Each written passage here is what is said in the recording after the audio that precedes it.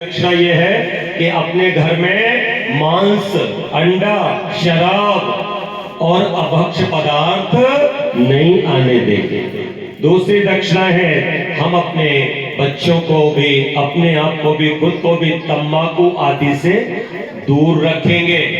तीसरी दक्षिणा है सुबह को जल्दी उठा करेंगे, हाथ नहीं उठा रहे हो, और रात को जल्दी सोया करेंगे। हमारी अगली दक्षिणा यह है कि रोज सुबह उठ करके भगवान की पूजा ओम भूर करेंगे और फिर अपने माता पिता, सास ससुर, बड़ों का पांव छू करके आशीर्वाद करेंगे। ये दक्षिणा है और क्या है, ज्यादा कठिन तो नहीं है और जिंदगी बन जाएगी आप लोगों की।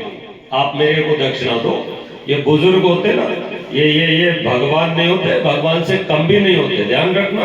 ये जिंदे भगवान, सशरीर भगवान, साकार भगवान अगर देखना है तो माता पिता और सास ससुर बुजुर्ग होते हैं, विद्वान होते हैं, ध्यान रखना। और जो आपको उस परमात्मा को जिसने सूरज चांद बनाया है उसे देखना हो, उसका तो आत्मा में साक्षात्कार किया जाता है, वो साकार नहीं है, ध्यान रखना। तो आप लोग मुझे अगली दक्षिणा दो कि भाई हम जब रोड पर चलेंगे तो मर्यादित होकर के चलेंगे। जो भी हमारे देश के कानून है उसका पालन करेंगे। क्या करेंगे बोलो? अपने देश का, अपने संविधान का पालन करेंगे। कहीं भी कूड़ा डाल देते हो, नहीं डालेंगे, ठीक है ना?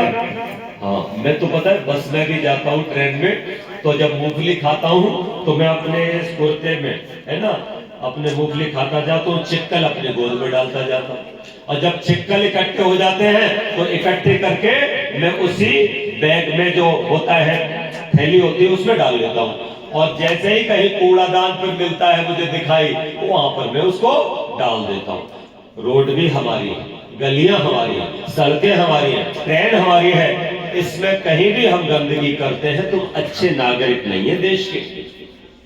बाइक पर चलते हैं लेकिन हेलमेट नहीं लगाते, गाड़ी पर चलते हैं सीट बेल्ट नहीं लगाते, तो ये भी दक्षिणा है कि हम हेलमेट लगाएंगे और सीट बेल्ट भी लगाएंगे। और पति पत्नी दोनों तू मैं खूब करा करो, आपस में लड़ा भी करो। लेकिन एक बात मैं कहना चाहता हूं, अपने मकान की छत पर, ठीक है, 30 मंजिल हो तो तीसरी मंजिल पर एक कमरा बनाएंगे, उस पर लिखेंगे लड़ाई कक्ष। क्या लिखोगे बोलो? लड़ाई कक्ष। तो जब भी लड़ो तो उसमें जाके लड़ेंगे। लड़ो, मैं मना नहीं करता लड़ने को, लड़ो, लेकिन लड़ाई कक्ष में लड़ेंगे। गाली कक्ष, ठीक है ना, गालियां इसमें दी जाती हैं। जैसे आपने कमरा लिखा, कमरा बनाया, उस पे लिख दो लड़ाई कक्ष, और वहां लिखना गालियां यहाँ दी जाती है, गुस्सा यहाँ होती है, मारपीट यहाँ होती है। तो पता लगना चाहिए ना आने वालों को कि हमारे बेडरूम में लड़ाई नहीं होना चाहिए, हमारे किचन में लड़ाई नहीं होना चाहिए, मेरे घर के अंदर में, घर तो मंदिर होता है, मंदिर में भी कोई लड़ता है ना? तो घर को मंदिर रहने दो। लड़ना हो तो पति पत्नी से कहे, सुनो तुम्हारी देवी जी कहाँ बैठी है, हाँ तो देवी जी से कहा करना चलो ऊपर चलो, और तुम्हें भी लड़ना हो ना तो इनसे जय करो, तो ऊपर चलो, ठीक है ना? तो मैं आपको ये कहना चाहता हूँ कि भैया जब भी लड़ना, गाली देने का मन हो तो ऊपर वाले कमरे में जाके गाली देना, क्योंकि तुम जब घर में गाली देते हो तो नेगेटिविटी होती है ना, एक उसी का नाम भूत है, प्रेत होते हैं, भूत होते हैं। ये भूत प्रेत क्या होते हैं? ये तुम्हारी नेगेटिविटी होती है, ये तुम्हारी नकारात्मकता होती है, ध्यान रखना।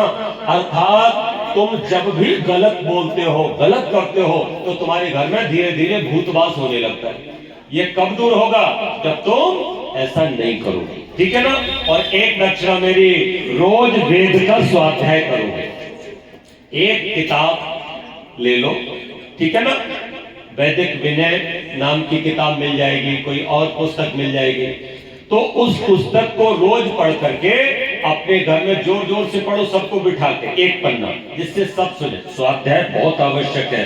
स्वाध्यायान मां प्रमदा, वेद कहता है स्वाध्याय में कभी प्रमाद नहीं करना चाहिए। स्वाध्याय आंखें खोलता है। स्वाध्याय हमको सारे संसार में सुख से रहने का ज्ञान देता है। तो हम लोगों को स्वाध्याय अवश्य करना है। और एक काम, देवताओं का पूजन करेंगे। अपने घर में एक हवन कुंड बनाओ, चाहे मिट्टी का बना लो, चाहे तांबे का ले लो, चाहे लोहे का ले लो। छोटी छोटी सुविधाएं बना करके रख लो। हवन में केवल 10 मिनट लगते हैं, इससे ज्यादा नहीं लगते।